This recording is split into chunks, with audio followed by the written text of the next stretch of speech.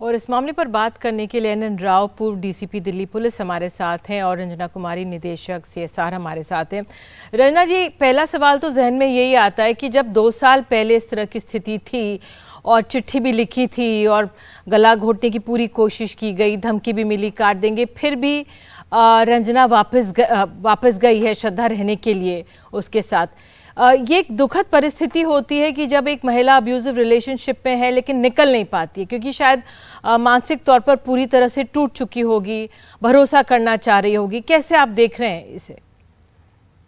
कि इस तरह के मामले में अक्सर 3 बातें होती हैं। एक तो ये कि इतना ज़्यादा डरा दिया जाता है लड़की को कि उसको लगता है अगर हम यहाँ से निकलेंगे, हो सकता है उसने ये भी धमकी दी कि तुम्हारे माँ बाप को मार डालेंगे, तुम्हारे परिवार के लोगों को खत्म कर देंगे अगर तुम मुझे छोड़कर गई तो। अक्सर ऐसा देखा जाता है कि धमकी सिर्फ उस तक सीमित नहीं थी, बल्कि परिवार के लोगों को भी शामिल किया होगा, भाई बहन को शामिल किया, जो भी है, मतलब उसका एक इम्प्लीकेशन बहुत सीरियस होगा, ऐसा डर उसके मन में बैठ गया होगा। दूसरी बात, जो उसकी इमोशनल रिलेशनशिप को एक्सप्लॉइट कर रहा होगा, क्योंकि वो ऐसा तो है नहीं कि वो किसी भी लड़के के साथ शी वॉज इन लव, वो उससे प्रेम करती थी, उसके साथ आई थी, तो वो लगातार उस एस्पेक्ट को कि अब मैं सुधर जाऊंगा, अब ये सब कुछ भी नहीं होगा। और जब उसके फादर को पता था, माँ बाप को पता था, तो मैं माँ बाप की बहुत बड़ी जिम्मेदारी मानती हूँ कि उन्होंने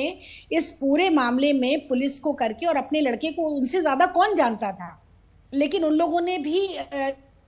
तरह से उसको मना नहीं किया, वो वहां से बाहर नहीं गई। और लेकिन तीसरी बात जो है वो ये भी है कि उसकी जो इमोशनल और फियर की जो सिचुएशन थी, उसमें पुलिस वालों ने क्या किया, ये पत्र उनके पास आया और फिर उसने विड्रॉ किया। विड्रॉ करने और पत्र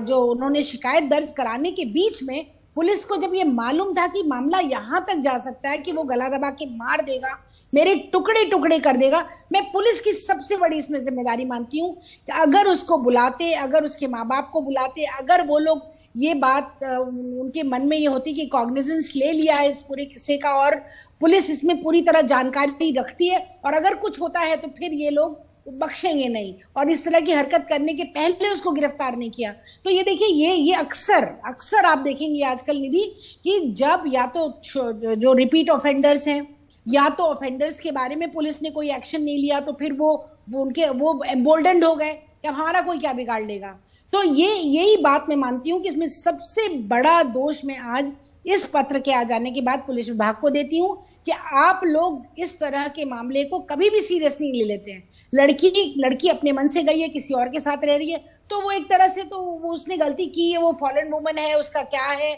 करके आप उसको देखते ही नहीं इस तरह के मामले को, और देखिए आपने नतीजा कहां तक आज पहुंच गया। तो ये बात पुलिस आज कह रहे हो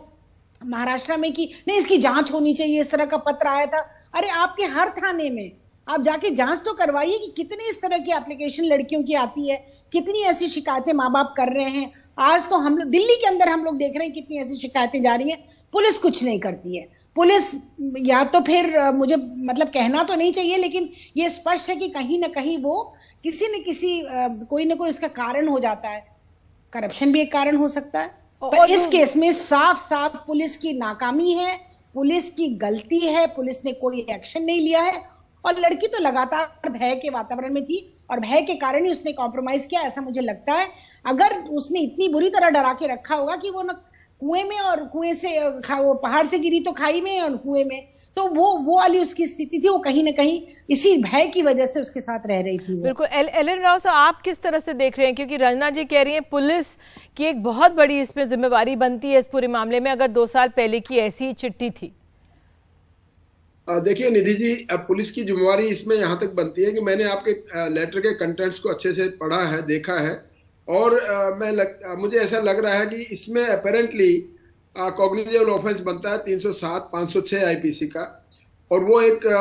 केस ऐसा उनको रजिस्टर करके उसकी इन्वेस्टिगेशन करनी चाहिए थी। लेकिन जहां तक मुझे लगता है कि पुलिस ने इसको पहले इंक्वायरी करने की कोशिश की कि पहले छानबीन करें कि क्या सच्चाई है इस लेटर में, तो उस इंक्वायरी के दौरान उनको ऐसा लगा कि ये मेजर लड़की है और हो सकता है ये आपस में एक लिविंग रिलेशन में या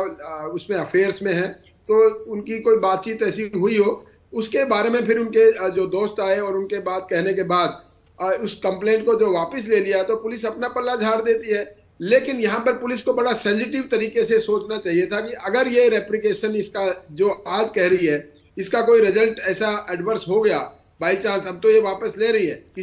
ये भी देखना चाहिए कि जो वापस ले रही है तो वो किसी दबाव में तो नहीं ले रही या किसी डर की वजह से लेकिन सर मैं आपसे पूछना ही चाह रही थी, चिट्ठी वापस भी ली गई है, ये चिट्ठी वापस भी उसके द्वारा ली गई है, वो भी अपने आप में पुलिस कह सकती है कि वापस ली गई, लेकिन क्या लड़की प्रेशर में थी उस लिहाज से पुलिस कोई अपडेट लेती है ऐसे मामलों में या नहीं, छोड़ दिया गया? यही मैं आगे बढ़ा रहा था कि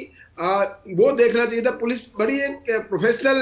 एक जॉब है, जो आदमी को हाव भाव से या जो आते हैं उनके उसके भाव से, एक्सप्रेशन से, या लड़की से बात करके, लड़की से अकेले में बात करके पूछ सकते थे कि आपको कोई इसमें प्रेशर तो नहीं है, दबाव तो नहीं है, डर से तो नहीं वापस ले रहे हो। तो जो भी सिचुएशन रही होगी वो वहां की पुलिस जाने, और लड़की बेचारी है नहीं अभी, वो क्या बता पाएंगी। लेकिन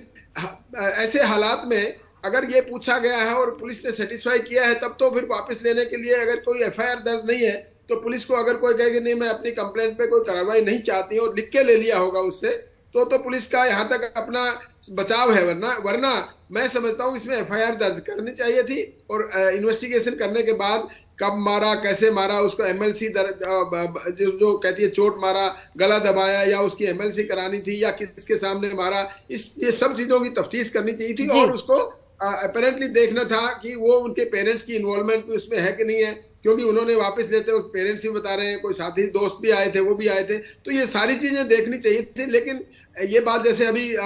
मैडम कह रही थी कि हमारे देश में, हमारे दिल्ली में भी ऐसी कई कंप्लेंट्स होती रहती हैं पुलिस के सामने, तो वो एक रूटीन सी बात समझ कर कि ये मेजर लड़की है। बिल्कुल, जब जघन्य मामला हत्या हो जाती है उसके बाद हम सब एक मामले के पीछे पड़ जाते हैं और फिर तमाम सवाल उठाते हैं। रंजना जी, ऐसे में एक लड़कियों को आप ऐसे में क्या संक्षेप में संदेश देना चाहेंगी, क्योंकि एक रिलेशनशिप में अपना घर बार छोड़कर वो आई थी, निकलना, वो भरोसा भी जताना चाह रही थी, लेकिन पूरी तरह से टूट चुकी थी जिस तरह से उसकी लगातार पिटाई होती थी। उस लिहाज से आप क्या कहना चाहेंगी लड़कियों को इस समय?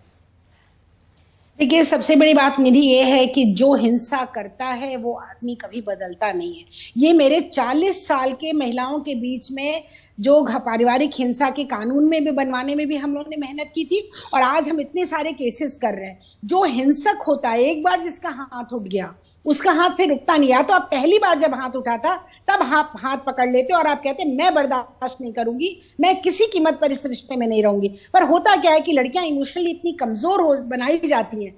इसी तरह का लालन पालन होता है जिसमें कि उनको एक पुरुष पर डिपेंडेंट होना चाहिए। और निधि, एक बात मैं राव साहब से पूछना चाहती हूँ, अगर वो कह रही है गला दबा के हत्या, तो क्या उन लोगों ने उस लड़के को बुलाया थाने में? इसने तो अपना मान लीजिए मामला वापस लिया, क्या उसको बुला के पूछा कि तेरी हिम्मत कैसे हुई, तूने इसका गला कैसे दबाया, क्या तू कहता है इसके टुकड़े काटेगा, तो हत्यारा है क्या? तो इसमें तो मुकदमा कॉग्निजेंस तो पुलिस ने लिया ही नहीं। पुलिस ने अपने पास एप्लीकेशन रख ली और उसने आके विड्रॉ कर ली, परिवार के दबाव में विड्रॉ कर ली, हो सकता है उसके माँ बाप के दबाव में विड्रॉ कर ली। और एक बार जब इस तरह के रिश्ते बन जाते हैं जिसमें कि आपकी सेक्सुअल रिलेशनशिप भी है आपका, तो लड़की के मन में एक खास तरह का एक गिल्ट भी होता है, खास तरह का अपराध भाव भी होता है कि परिवार से भी लड़के आ गए हैं और अब यहाँ पर भी ये सब कुछ हो रहा है, लोग मेरे बारे में क्या कहेंगे। और इसी से दब के लड़कियां